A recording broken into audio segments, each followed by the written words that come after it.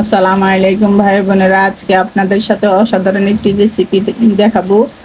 আমি শুটকি রেসিপি। প্রথমে আমি শুটকি কেটে সুন্দর করে গরম পানি দিয়ে ধুয়ে পরিষ্কার করে নিয়েছি। আলু কেটে নিয়েছি দুটো, 3টে ডিম নিয়েছি, পেঁয়াজ, কাঁচামরিচ আর টমেটো কেটে নিয়েছি।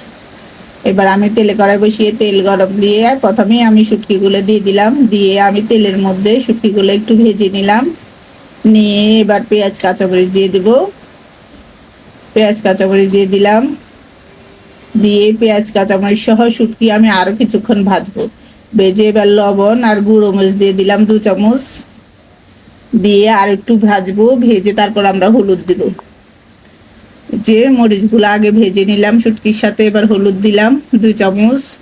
দিয়ে আর একটু নেড়ে নিলাম। নিয়ে এবার টমেটোগুলো দিয়ে দিলাম। দিয়ে টমেটো সহ এবার সবগুলো মশলা আমি নেড়ে নেব। হালকা ভেজে একটু পানি দিয়ে দিলাম। দিয়ে আর একটু কষিয়ে নেব। নিয়ে এবার আমি রসুন বাটা দিয়ে দেব। রসুন বা শুটকির সাথে রসুন বাটা একটু বেশি দিতে হয়। বড় টেবিল চামচ আমি 1 চামচ দিয়েছি। এবার আলুগুলো দিয়ে দিলাম। দিয়ে এবার একটু নেড়ে এবার আমি আর একটু পানি দিয়ে ঢাকনা দিয়ে রেখে দেব। এভাবে শুটকি আর ডিমের অসাধারণ একটি রেসিপি আপনারা বানিয়ে খাবেন।